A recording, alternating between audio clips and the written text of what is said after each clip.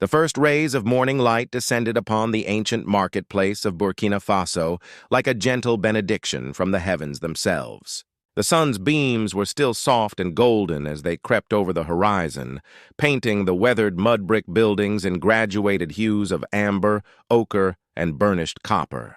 The architecture itself told stories, structures that had stood for generations, their walls bearing the marks of countless rainy seasons and dry spells, their foundations as solid as the resolve of the people who had built them with their own hands. Yet despite the early hour, when many modern cities would still be wrapped in sleep, the market's narrow alleyways were already pulsing with the vibrant, chaotic rhythm of life that had characterized this historic trading center for centuries. This was not merely commerce. This was the continuation of traditions stretching back through time immemorial, connecting the present generation to ancestors who had bartered and traded on this very ground. Women arranged their wares with practiced precision, setting out clay pots filled with an abundance of lentils, beans, and fresh vegetables harvested before dawn.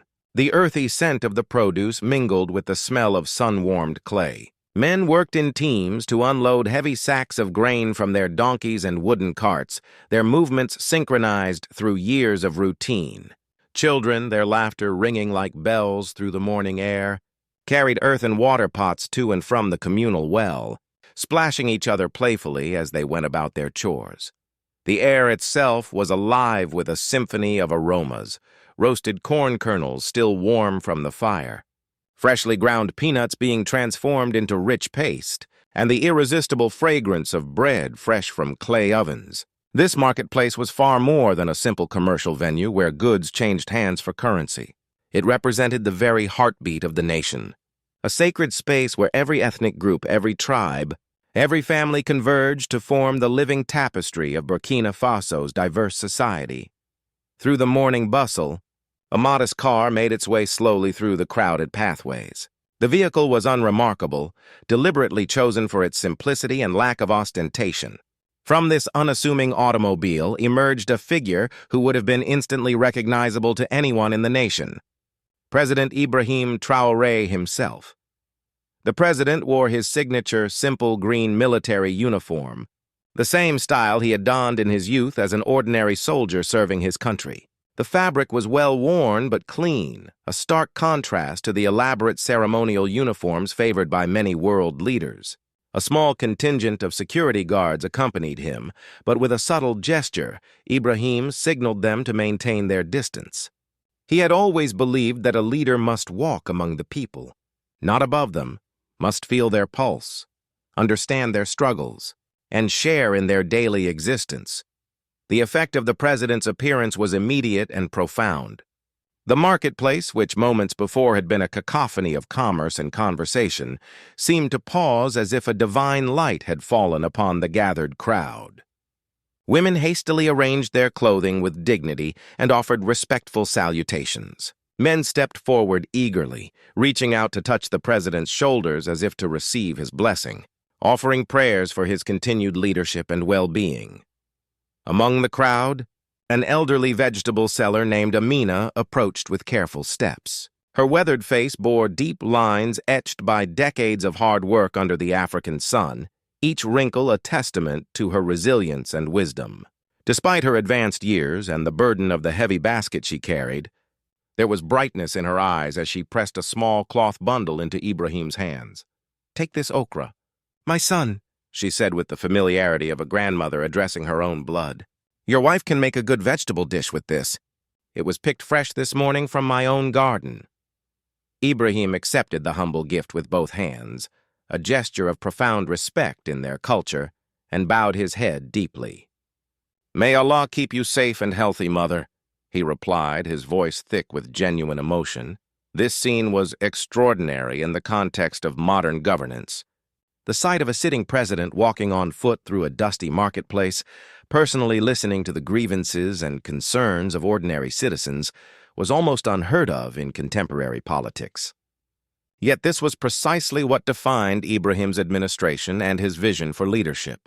He understood with absolute clarity that genuine power did not reside in ornate government offices or aboard luxury aircraft. True power lived and breathed in these dust-filled streets, where people carried the weight of their daily existence on their backs, where real life unfolded far from the insulated corridors of authority.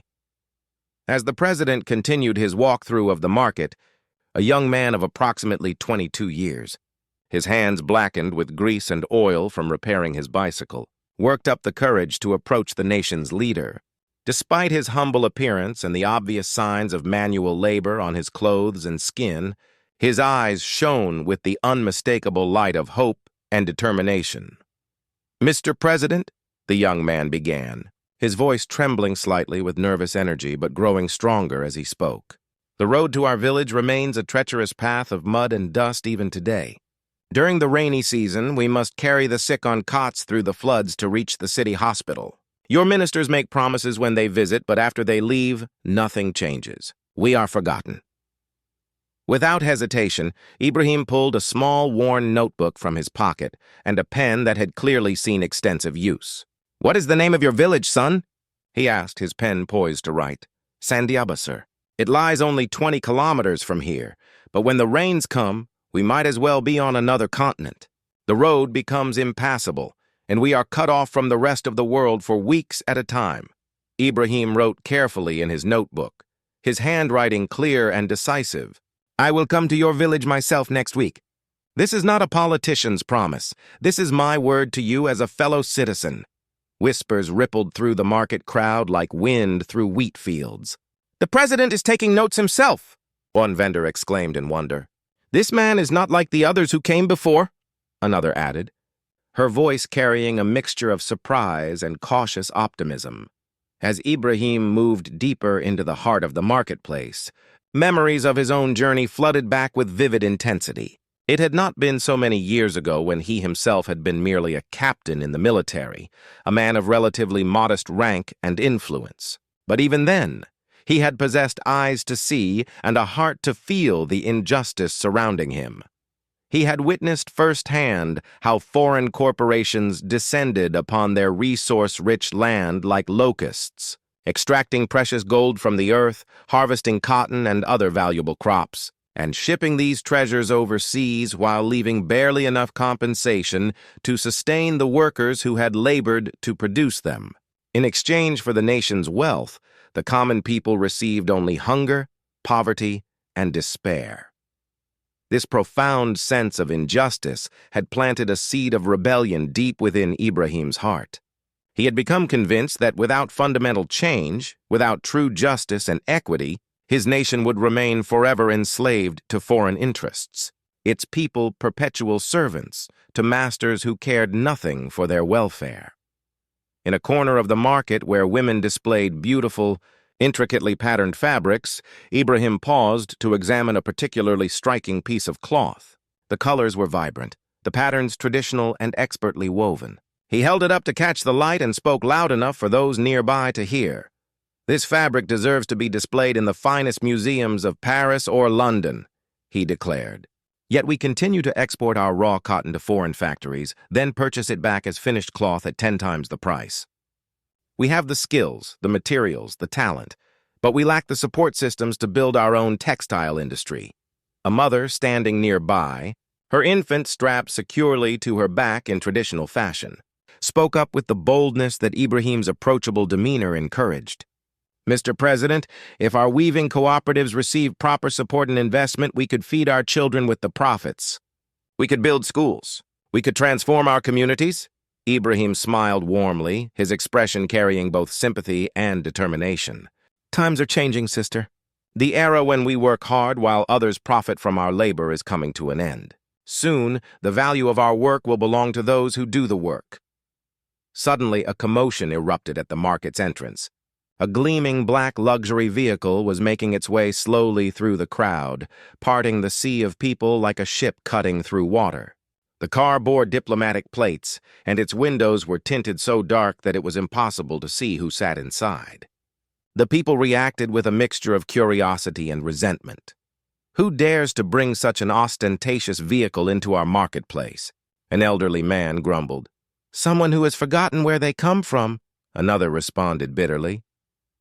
Inside the vehicle sat Zara Diabara, owner and CEO of the nation's largest mining corporation. Educated at prestigious Western universities, possessor of a fortune worth millions, she was a woman for whom this dusty marketplace represented little more than a curiosity. A relic of a past she believed the nation needed to leave behind in its march toward modernity and progress. Yet today, driven by reasons she had not fully examined even to herself, she had chosen to come here to confront President Ibrahim Traoré face to face. When the car door opened and Zara emerged, she was dressed in designer European fashion, expensive blue garments, high heels that seemed absurdly impractical for the marketplace's uneven ground, and a necklace of pearls that probably cost more than most of the vendors earned in a year. Her presence among these common people seemed almost surreal, as if a figure from another world had materialized on this dusty ground. The crowd fell silent, their eyes following her every movement. Whispers began to circulate, growing in volume and intensity. "That's her, the one whose mining company destroyed our fields," one farmer said, barely concealing his anger. "Yes, and her factory's toxic waste turned our river water red. Fish died by the thousands. Our children became sick," another added, her voice breaking with emotion. Zara observed the environment around her with barely concealed discomfort. She was unaccustomed to such noise, such dust, such proximity to people who sweated from labor rather than exercise in climate-controlled gyms. She gestured for her driver to remain behind and walked with determined steps directly toward President Ibrahim Traoré. Ibrahim watched her approach with an expression that registered neither surprise nor nervousness.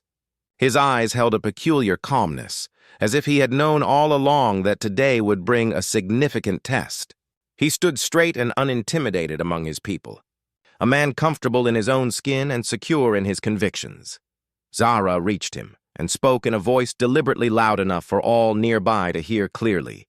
"So this is where our president spends his valuable time, lost in the noise of a marketplace, looking at a few baskets of vegetables, believing this will somehow repair the nation's economy. How quaint, how utterly inadequate." A profound silence fell over the market. Every activity ceased. The ambient sounds of commerce and conversation evaporated, replaced by a tense stillness. Some people began to move forward, anger visible on their faces at this disrespectful address to their president. But Ibrahim raised his hand in a calming gesture, stopping them.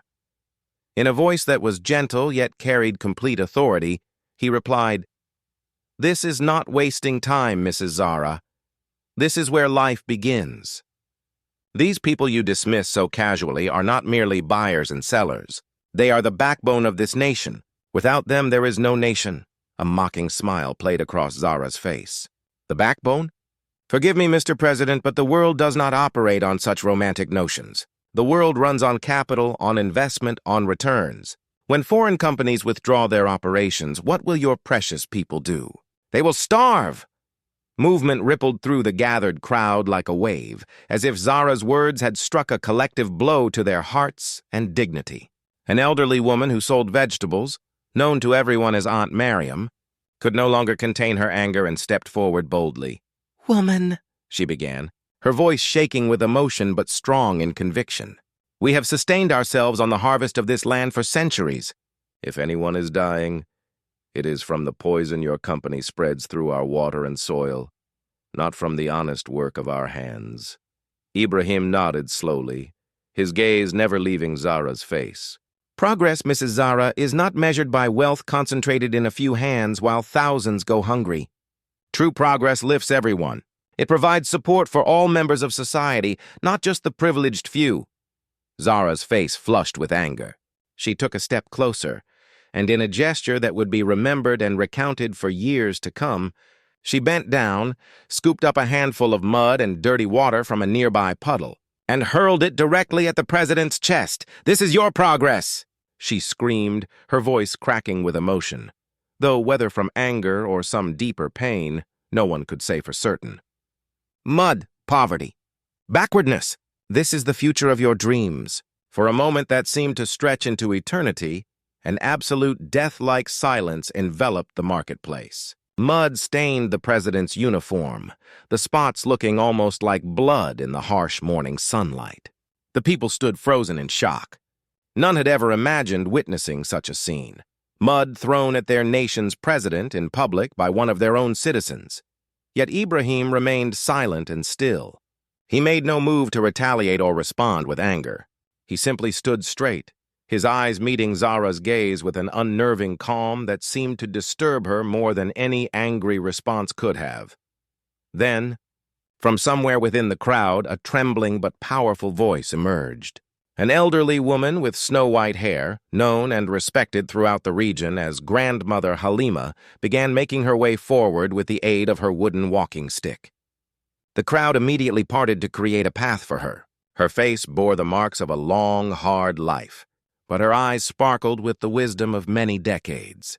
She positioned herself between Ibrahim and Zara, fixing the younger woman with a penetrating stare that seemed to see through all pretense and into her very soul. "Daughter Zara," she began, her voice carrying despite its age, "you have forgotten the civilization of your own blood. You are descended from the same lineage as this man you have just humiliated. Your grandfather was my brother, and Ibrahim, he too shares your blood. Today you have thrown mud upon your own family." A wave of shocked whispers and exclamations swept through the marketplace. People turned to one another in disbelief, seeking confirmation of what they had just heard. The president and the mining magnate, relatives? This revelation shook everyone to their core. The murmurs grew louder. Can this be true? They share blood? How is this possible? Grandmother Halima struck her walking stick firmly against the ground, the sharp crack demanding attention and silence. When all eyes were upon her, she continued in a voice that rang with authority and conviction. "Zara Diabara, you have hidden yourself behind wealth and foreign clothes, but the blood flowing through your veins is the same blood that flows through Ibrahim Traoré's veins. Your grandfather and Ibrahim's grandmother were siblings born of the same parents. The relationship between you two is not one of enmity. It is one of family, of shared ancestry and heritage." Zara stumbled backward 2 steps, her confidence and arrogance cracking for the first time. "This cannot be possible," she protested, though her voice carried less certainty than before. "Our family has always been involved in business and progress. We never worked the fields. We moved beyond such primitive existence generations ago." From within her worn cloth bag, Grandmother Halima produced a small wooden box, aged and carefully preserved. From this box she extracted an ancient amulet, holding it aloft for all to see. The sunlight caught it, and despite its age, it gleamed. "This amulet," Halima explained, her voice thick with the weight of history, "was given by your great-grandfather to my brother during the French colonial attacks. It stands as proof that we were once united, that we stood together against oppression. Wealth is temporary and fleeting, but blood and land, these endure forever." The crowd pressed closer to see the amulet. Several women wiped tears from their eyes. Men's faces showed a mixture of anger and a profound, aching sadness for what had been lost. For family ties severed by greed and ambition, President Ibrahim spoke, his voice gentle but clear. "Zara, you have not thrown mud upon me alone. You have stained your own blood, your own heritage." These words struck Zara like physical blows. In her mind, memories and knowledge she had long suppressed began to surface like bodies rising from deep water. Her family's sins paraded before her inner eye. Displaced villages, rivers poisoned with industrial waste, elderly farmers tricked out of their ancestral lands with false promises and legal manipulations. An educated young man from the crowd stepped forward, his voice steady and accusatory. "Mrs. Zara, your grandfather collaborated with French mining companies to forcibly evacuate hundreds of villages. That wasn't progress. That was slavery with a modern face. Anger and pain waged war within Zara's chest. Years of justification, of telling herself that business was business, that progress required sacrifice, that she was helping modernize the nation. All these comfortable lies began to crumble. She felt something breaking inside her, some long-held dam of denial giving way. She cried out, her voice raw with emotion. "Yes, My family made deals with foreign powers. We sold land, we built an empire, and I followed in their footsteps. But what did it gain me? My own people see me as a stranger in my own homeland. Ibrahim moved closer, his voice softening with genuine compassion. Because you severed your connection to your roots, Zara. The land is not your enemy. It is your mother. You cannot hate your mother without destroying yourself. These words pierced through all of Zara's defenses, like arrows finding their mark. Tears began to flow down her cheeks, cutting tracks through the dust on her face. With shaking hands, she removed the expensive pearl necklace from around her neck and threw it onto the ground. These pearls, this gold, she said, her voice breaking, all of it came from this very earth. Yet I never once considered whose right it was, whose heritage I was exploiting. I took without asking, profited without giving back.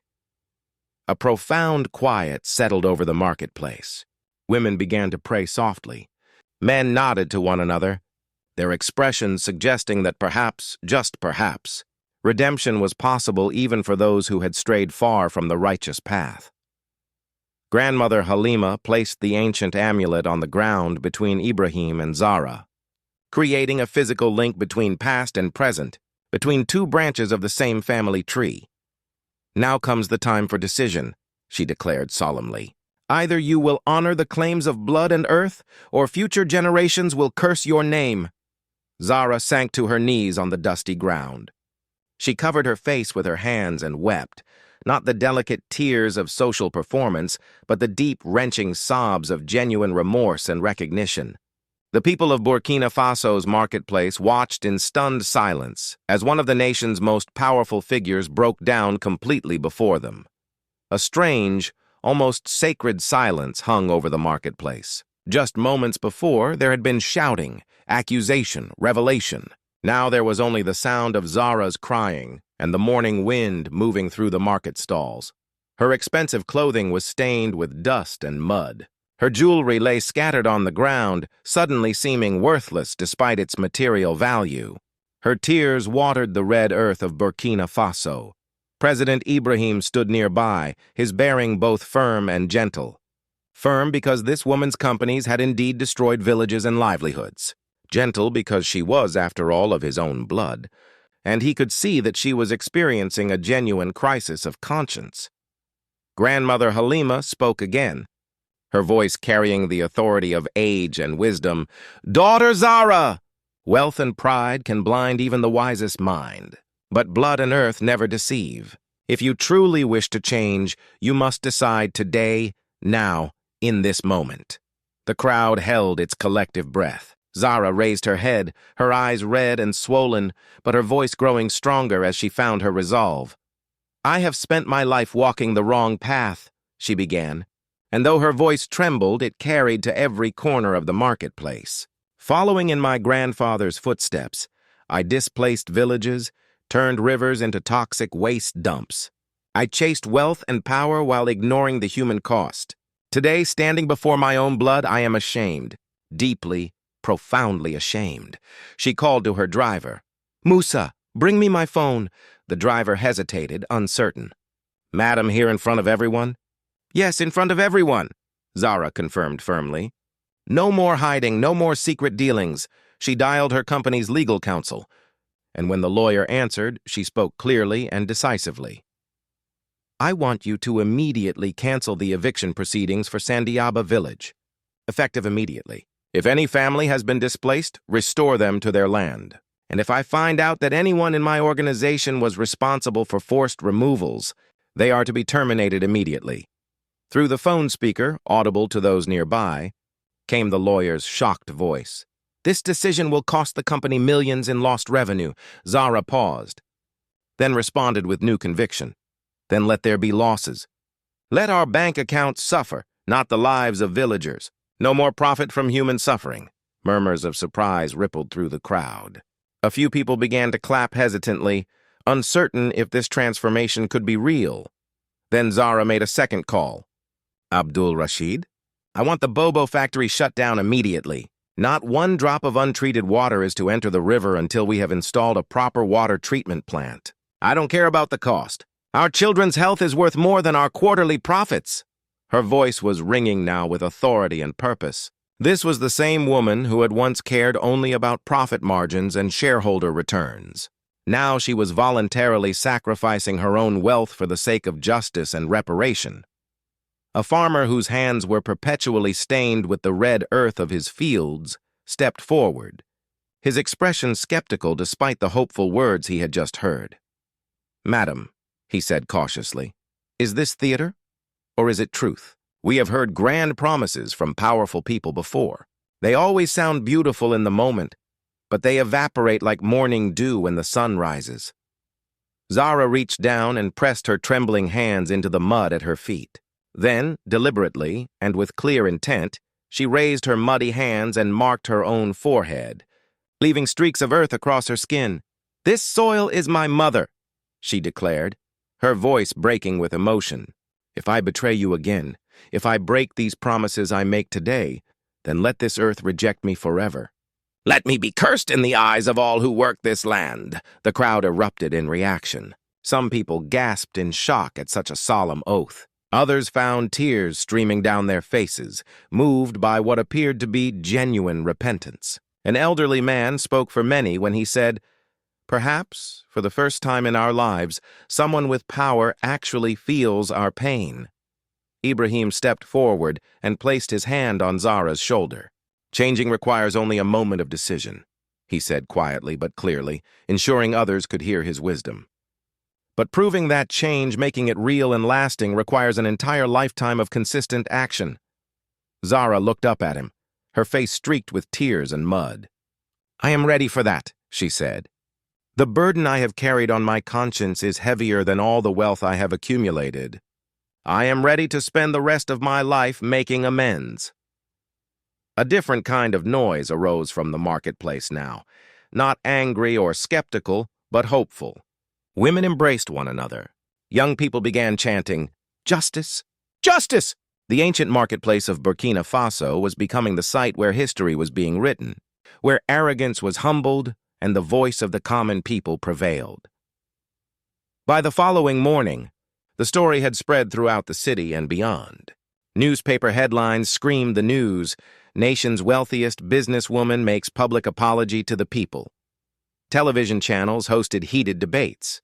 Some commentators declared it was all theater, a publicity stunt. Others proclaimed it as the beginning of revolution, a genuine turning point in the nation's history. President Ibrahim addressed his cabinet ministers with characteristic directness. "If this transformation is genuine, we must not obstruct it. Now we must watch and see how far it goes, whether words translate into actions." Meanwhile, Zara called an emergency meeting at her corporate headquarters. Her managers and directors were apoplectic when she outlined her plans for restructuring. "If we abandon profit as our primary motive, the company will collapse," one director shouted, his face red with anger and fear for his own position. "Foreign investors will never accept this," another added contemptuously. "You're destroying everything we built." For the first time in her corporate career, Zara showed steel in dealing with her own management team. "If you're not happy with this new direction, sell your shares and leave. I will no longer be a merchant of land and suffering. I choose a different path." Silence fell over the conference room. The woman who had always been known as ruthlessly focused on maximizing profits was now threatening to shake the very foundations of her own empire. Several days later, the same old marketplace was again filled with people. But this time the atmosphere was different. Zara arrived, but her appearance was transformed. Gone were the expensive designer clothes and ostentatious jewelry. She wore a simple cotton robe, traditional and modest. In her hands she carried a bundle of legal documents. She stood before the assembled crowd and spoke. "These documents represent my company's shares in various mining and agricultural operations. Today, I am transferring controlling interest to local cooperatives. From this day forward, the gold and cotton and other resources of this land will benefit those who work the land.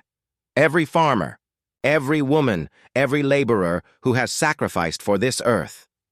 People looked at one another in amazement. Some applauded. Some shouted slogans of support. But others still harbored doubts. their eyes reflecting years of disappointment and broken promises. A farmer stepped forward, tears visible in his weathered eyes. "If you have truly changed, then help us redig the wells in our village. Our children are dying of thirst while water flows beneath our feet." Zara met his gaze directly. "Workers will be dispatched tomorrow morning, and I myself will personally supervise the project to ensure it is done properly and completely." Grandmother Halima approached, leaning heavily on her walking stick. "The earth smiles only when stolen wealth is returned. But remember, daughter, trust is not built with signatures on paper. Trust is built with blood and sweat, with time and consistent action."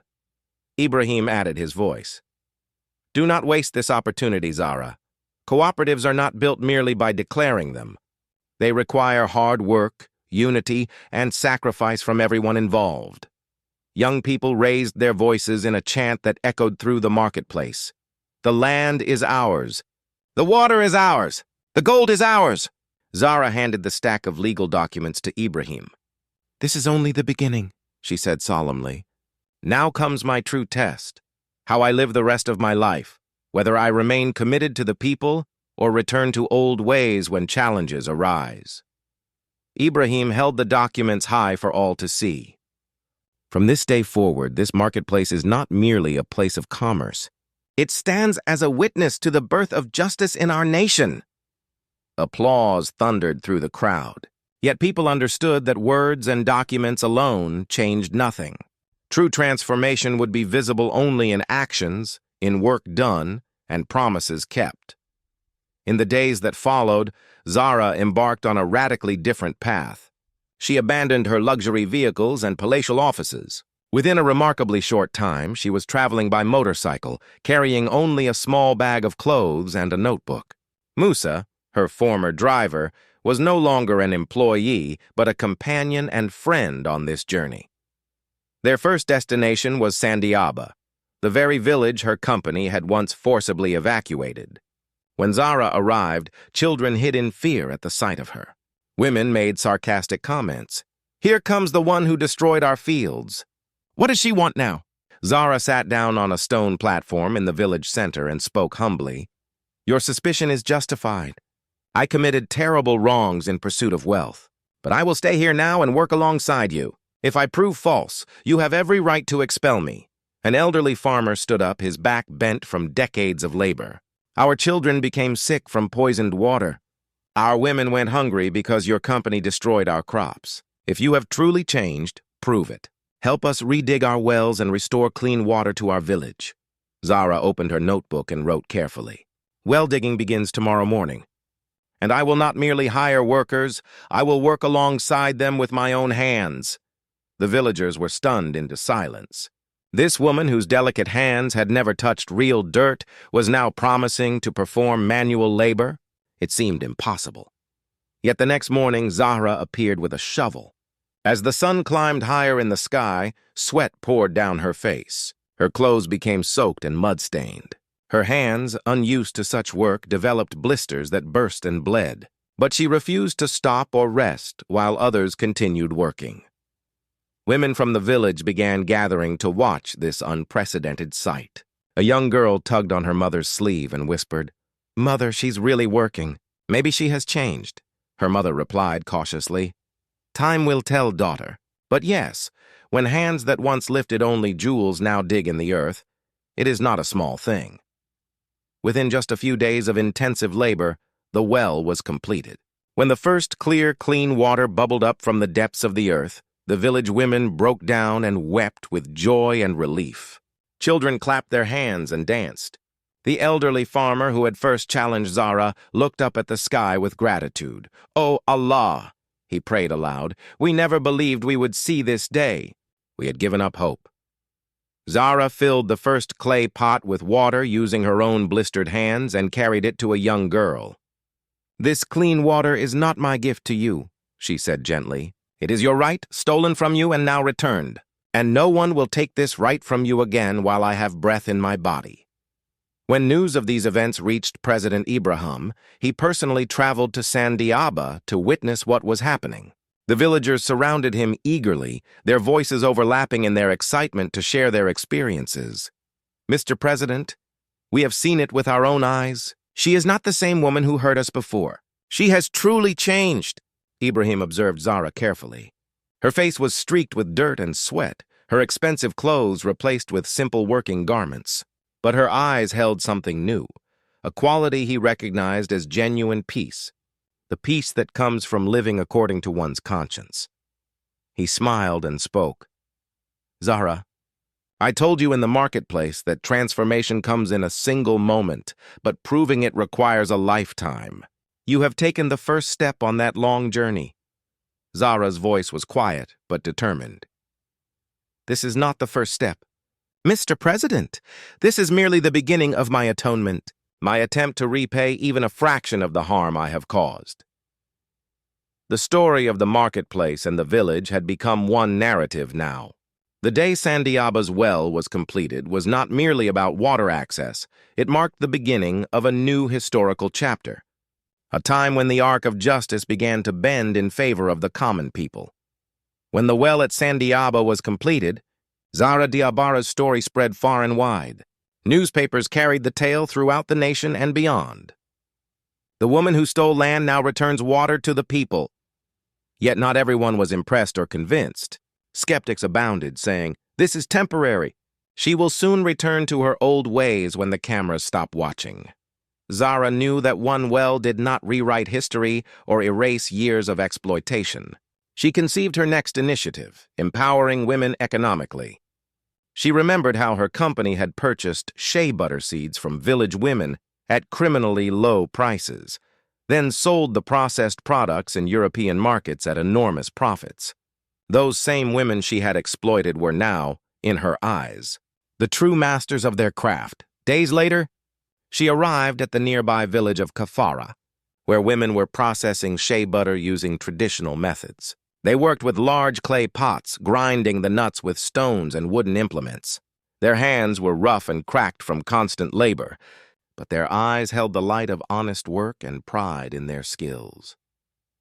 When Zara appeared, the women stopped their work and regarded her with suspicion and resentment. One spoke with barely concealed sarcasm. "Mrs. Zara, have you come again to buy our seeds at slave prices? Or do you bring some new empty promise?" Zara approached humbly, her demeanor completely different from her previous visits. "I have not come to make promises or to purchase anything. I have come to learn and to work alongside you." The women burst into laughter, the sound harsh and disbelieving. "These soft hands of yours will operate our machines? Will grind our seeds? This we must see." Without another word, Zara picked up some shea nuts and sat down beside the grinding stone. She began to work, pressing the nuts with all her strength. Within minutes, sweat poured down her face. Her fingernails broke. The skin on her palms began to tear and bleed. Yet she continued, her jaw set with determination. An elderly woman known throughout the region as Mother Amma approached and studied Zara critically. "Girl, we have not forgotten your family's crimes. But if you truly wish to walk with us, not above us, then show us that you are a woman of labor, not merely of words." Zara looked up, meeting the old woman's gaze directly. "I want to help you establish a cooperative, Mother Amma. I want your shea butter to travel to Europe and America under your own names, not under the label of some corporation that exploits you. And I will teach you everything I learned in my business education, marketing, accounting, international trade, so that you control your own destiny." The women exchanged glances, some softening, others remaining suspicious. Mother Amma spoke for them all. "Very well. We will give you one chance. But if you deceive us, this village will never accept you again." The following week, a small shea butter processing plant was established in Kafara. Old machines were repaired and brought back to functional condition. Zara paid for all expenses from her personal funds and made a public declaration. "This plant belongs to no company or corporation. It belongs to you, the women of this village. All profits will go directly to your families." On the first day of operation, women gathered nervously around the unfamiliar equipment. Zara taught them modern packaging techniques, how to maintain proper accounting ledgers, and how to open bank accounts in their own names. These women, who had once cursed Zara's name, now watched in amazement as she patiently explained business principles and practices. But the road ahead was far from smooth. One afternoon, Zara received a call from one of her former directors at company headquarters in the city. His voice was sharp with anger and concern. "Zara, you must stop this madness immediately. The European investors are preparing to file lawsuits against you. You're causing billions in losses. Think about what you're doing." Zara laughed, a sound of liberation rather than humor. "I am losing billions in money, yes, but I am saving my soul. I know which has greater value." Meanwhile, trouble was brewing within the village itself. Some of the men had begun to grumble about the women's new independence and economic power. A group of them confronted Zara one evening, their voices raised in anger. "Now these women will go to market and make decisions while we stay behind. This goes against our traditions. It disrupts the natural order of things," one man shouted, his face flushed with indignation. This presented a new challenge, one Zara had not fully anticipated. She listened calmly to their complaints, then responded with both firmness and respect. "Brothers, no one is preventing you from participating. Join us, work with us, benefit alongside us. But you cannot stop the women from claiming their rightful place. For centuries, they have worked the fields beside you, carried water, raised children, maintained homes. Now they also deserve to benefit from their labor in ways that give them independence and dignity." Mother Amma stepped forward, her voice cutting through the tension like a knife. "If our men will not support us, we will continue anyway. This is our time. We have waited long enough." A chant arose from the assembled women. "We will sell the fruit of our own labor. No more middlemen, no more exploitation." That evening, the first batch of shea butter was ready for market. The women had designed and printed their own labels, which read simply but powerfully, "Daughters of Kafara." Zara held up the bottles with pride and emotion. "This is true wealth," she proclaimed. "Wealth drawn from the earth and managed by the daughters of that earth. This is justice made tangible." The sky over the village seemed to glow with hope. Yet Zara knew this was merely the beginning. The real battles lay ahead, battles against powerful investors, against entrenched traditions, and against those who would always doubt. When the first shipment of Daughters of Kafara shea butter was sent to Europe, it caused ripples throughout the region. This was not merely commerce. It was a declaration of independence from centuries of economic exploitation. But when news reached European markets, those who had profited for generations from African labor became deeply alarmed. In a luxurious office building in the national capital, a meeting was convened.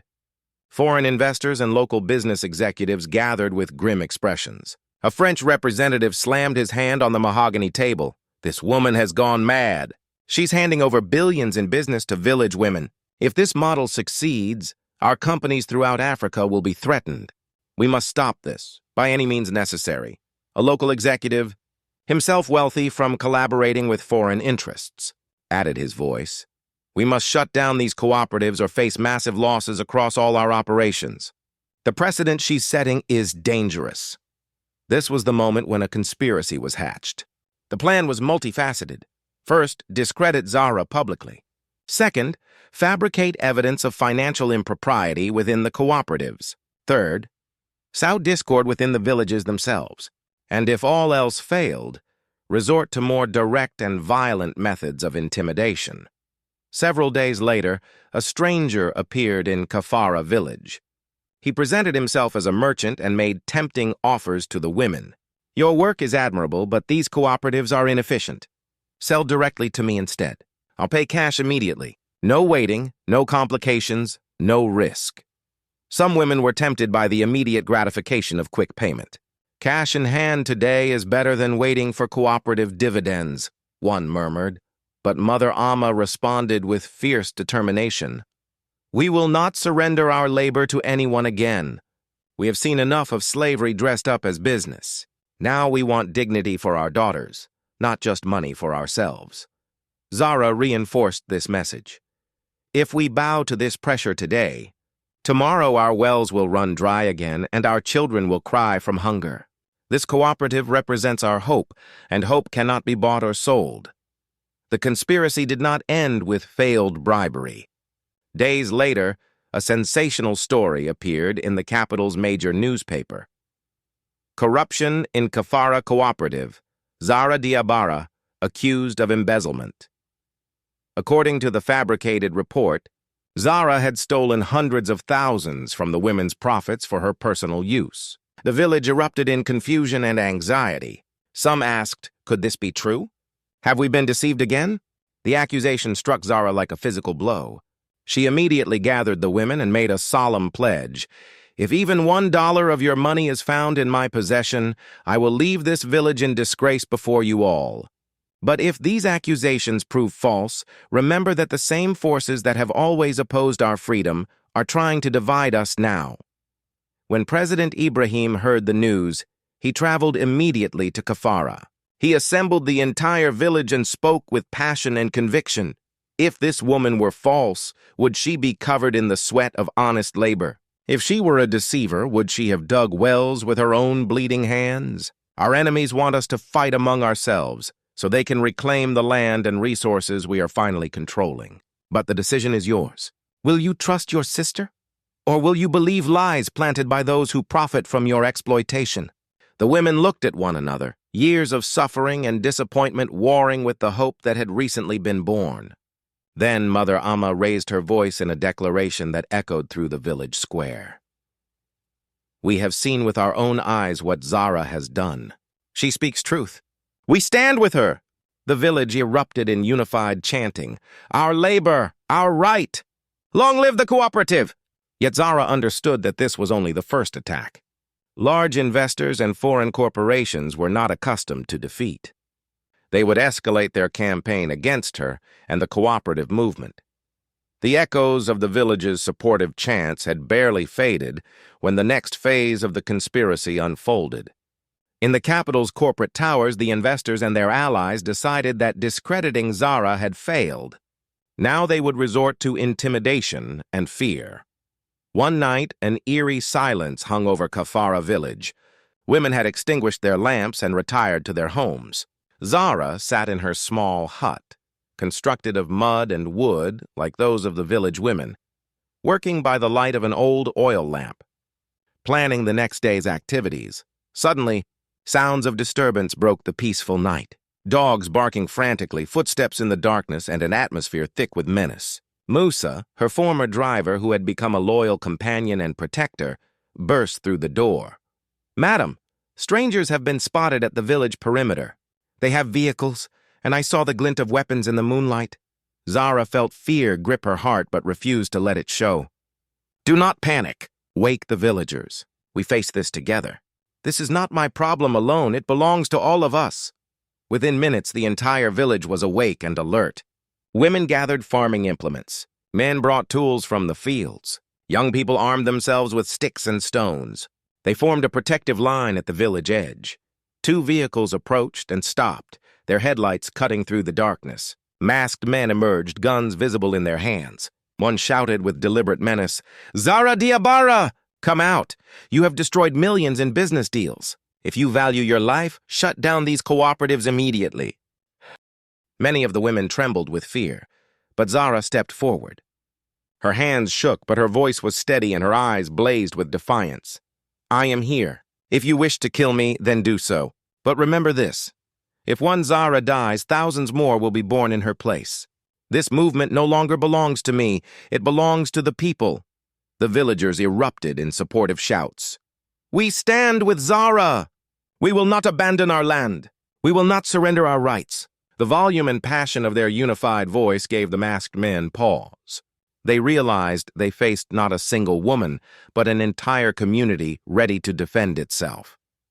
Musa raised his stick high and declared, If you lay a hand on this woman, this village will not let you leave alive. The masked men retreated to their vehicles, but before departing, their leader issued a final threat. This is not finished. Next time, there will be no warning, only action. News of the nighttime threat reached President Ibrahim before dawn. By morning, he had arrived in Kafara with a contingent of soldiers, not to intimidate the villagers, but to protect them. He gathered everyone in the village center. This attack was not against Zara alone, Ibrahim proclaimed. It was against all of you, against the very idea that ordinary people can control their own economic destiny. Powerful interests want you to submit, to return to your former state of dependency. But if you remain strong and united, this entire nation can be transformed. Zara, exhausted from the night's events but unbowed, stood tall and addressed her fellow villagers. I know my life is in danger. I understand the risks, but if I retreat now, all our sacrifices will have been for nothing. I promise you, I will stand with you until my last breath. The women of the village formed a protective circle around her. A young woman spoke for them all. Sister Zara, anyone who wishes to harm you must first come through us. This is our fight now, not yours alone. Ibrahim observed this display of solidarity with visible emotion. This is not just Kafara's struggle, it is the struggle of our entire nation. As your president, I formally declare that the government will protect these cooperatives and the people who build them. The crowd erupted in jubilant chanting, "Justice lives! Unity lives! The people will prevail!" Yet Zara knew the celebration was premature. The real war was just beginning. Her enemies were not merely local businessmen, but powerful international interests that had exploited Africa for centuries and would not relinquish their advantages without a fierce fight. The conspiracy against Zara and the cooperative movement escalated into legal warfare. Within weeks, formal charges were filed in the national court. Crimes against national security, damage to the economy, and undermining state institutions. These were the ancient tools of oppression, the same accusations leveled against every voice that dared challenge entrenched power. On the day of the trial, the streets of the capital overflowed with humanity. Farmers, laborers, women, students, all carrying handmade signs and chanting slogans. Zara is our voice. The land is our mother. It cannot be sold. Inside the courtroom, Zara stood in simple white cotton clothing, her face showing fatigue, but her eyes clear and unafraid. The judge read the charges, each accusation more absurd than the last. After listening to the litany of false claims, Zara smiled. Not with mockery, but with the confidence of one who knows truth is on her side. If giving people their rights is a crime, then I am guilty, she declared in a voice that carried to every corner of the courtroom. If preventing the theft of land and resources is treason, then I am a traitor. But remember this, you are not the only judges here today. History is also judging us, and history will determine who the real criminals were, me, or those who have plundered this nation for centuries. The courtroom erupted despite the judge's attempts to maintain order. Then President Ibrahim rose to his feet. He had come as a witness for the defense. Every accusation against Zara Diabara is baseless, he stated clearly and forcefully. She is the woman who dug wells in Sandiaba, who created cooperatives in Kafara, who restored dignity to our people. If she is guilty of treason, then I am equally guilty, because I too believe that wealth belongs to those who create it, not to those who merely possess capital. The entire courtroom rose to its feet. Applause, chants, and tears flowed together in an overwhelming expression of popular support. The judge, unable to ignore the weight of public opinion and the obvious truth of the situation, rendered his verdict. All charges dismissed. Zara Diabara is acquitted of all accusations. The news spread through the capital like wildfire. Villages throughout the nation erupted in celebration. Women sang traditional songs of victory. Men beat drums. Children ran through streets shouting with joy. But Zara understood that this legal victory was not an ending but a new beginning. Standing outside the courthouse before thousands of supporters, she addressed the crowd. Brothers and sisters, today's victory belongs not to me, but to all of us. Yet remember, our enemies have not disappeared. They are wounded but alive. We must defend our land, our water, and our labor every single day. This struggle is not fought only in courtrooms but in fields, markets, and homes throughout our nation. Mother Amma, who had made the long journey from Kafara to attend the trial, stepped forward with tears streaming down her weathered face. Daughter Zara, you made our pain your own. Today we have witnessed that when a person walks in truth, even the mighty must bow. Zara knelt and touched Mother Amma's feet in a gesture of profound respect. This path belongs to all of us. I am nothing alone. Together, we are everything. Time passed. measured not in days but in wells dug. Cooperatives established, lives transformed. The Kafara cooperative did not remain isolated to a single village. The model spread throughout Burkina Faso and then to neighboring nations. Daughters of Kafara became more than a brand of shea butter. It became a movement representing economic justice and women's empowerment. Zahra's name was written into textbooks, taught in schools, spoken in homes throughout the region.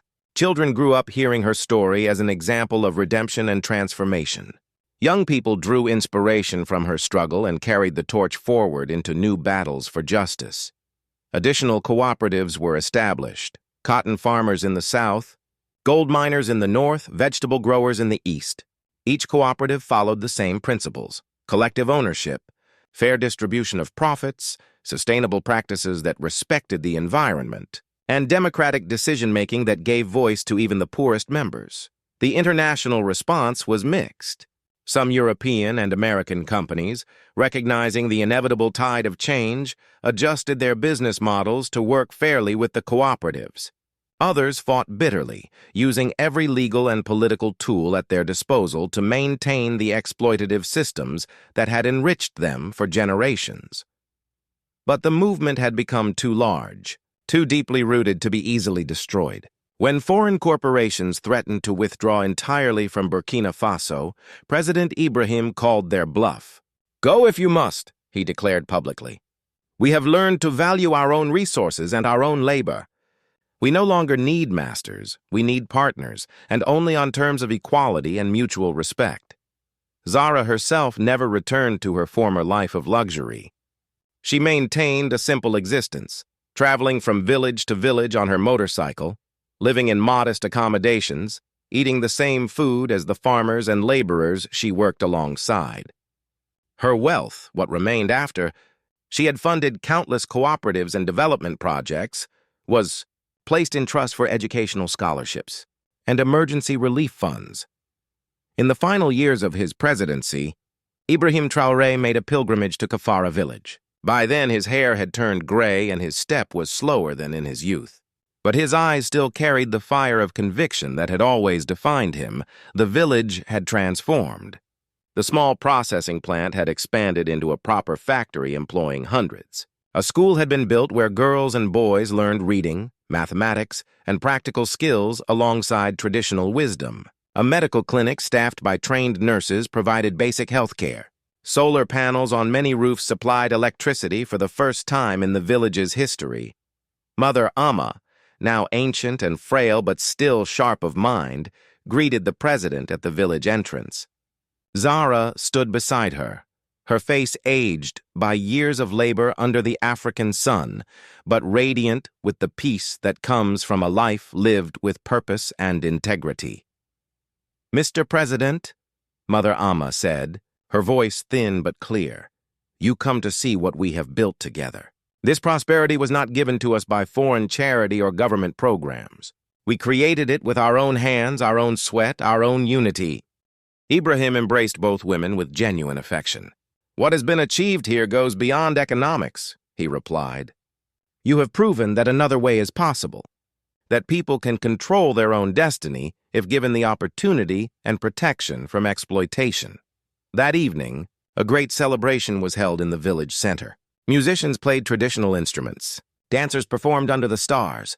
Food was shared abundantly. Every dish made from locally grown ingredients. Every drink pressed from locally harvested fruits.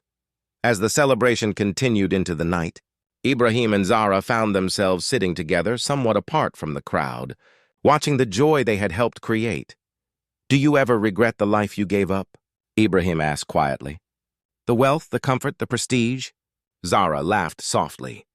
"What did I give up? False friends who valued only my money, business associates who would have abandoned me the moment I became unprofitable, a life of empty luxury while my conscience screamed in protest." She shook her head. "I lost nothing of value.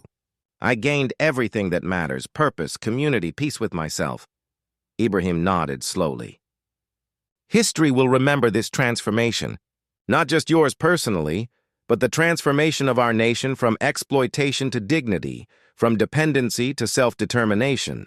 The marketplace where mud was thrown on my uniform is now sacred ground, the birthplace of a new era. Years later, when both Ibrahim and Zara had passed from the world, their story lived on. The old marketplace in the capital became a national monument, preserved exactly as it had been on that transformational day when a wealthy woman threw mud at her president and discovered her own humanity. Students came on field trips to stand where grandmother Halima had revealed the truth of shared blood and common heritage. Teachers told the story of how arrogance was humbled, how the powerful were called to account, how ordinary people found their voice and changed the course of history. The cooperative movement that began in Kafara continued to grow and adapt. New generations of leaders emerged, young women and men who had never known the old system of exploitation and who were determined to build something better for their children. The challenges never ceased. Droughts had to be managed collectively, with communities sharing water resources fairly. Market fluctuations required cooperatives to diversify their products and find new buyers. Corrupt officials occasionally tried to skim profits or impose unfair regulations. Foreign corporations never entirely abandoned their attempts to regain control of African resources. But the people had learned the fundamental lesson that Zara and Ibrahim had taught through their example. Unity is strength, justice is worth fighting for, and those who work the land have the right to benefit from its bounty. In Kafara village, now a thriving town, a statue stood in the central square. It depicted three figures: President Ibrahim Traoré in his simple military uniform, grandmother Halima leaning on her walking stick, and Zara Diabara with her hands outstretched, offering the ancient amulet that symbolized their shared heritage. On the base of the statue, a simple inscription was carved in three languages: French, the national tongue, and English for international visitors. On this ground, pride fell and justice rose. May all who pass here remember: the earth belongs to those who tend it, the water to those who draw it, the harvest to those who sow and reap. This is the eternal law of our ancestors, forgotten in times of greed but recovered in times of courage. Every year on the anniversary of that famous day in the marketplace, a ceremony was held. Young people from cooperatives throughout West Africa would gather to renew their commitment to the principles of collective ownership, fair trade, and environmental stewardship. The ceremony always concluded with the same chant that had echoed through Kafara on that transformational day: our labor, our right, our land, our mother. Justice lives. Unity lives. The people will prevail. And in homes throughout Burkina Faso and beyond, parents would tell their children the story of how change began with a handful of mud, thrown in anger but transformed through the alchemy of conscience into a monument of hope that would endure for generations to come. The red earth of Burkina Faso, which had absorbed so much suffering over centuries of exploitation, had also witnessed and nurtured the seeds of liberation. From that same earth grew not only crops to feed bodies, but ideas to feed souls. Ideas of dignity, justice, and the fundamental human right to benefit from one's own labor. This was the true legacy of Ibrahim and Zara, of Mother Amma and Grandmother Halima, of Musa and all the unnamed villagers who had stood together when it mattered most. They had proven that transformation was possible, that redemption was real, that another world could be built if people had the courage to imagine it and the determination to create it. And so the story that began with mud thrown in contempt concluded with monuments raised in honor. A journey from shame to pride, from exploitation to justice, from division to unity. A journey still continuing, still unfolding, still inspiring those who dare to believe that a better world is not only possible, but inevitable, when people stand together in defense of their rights and their dignity. The end.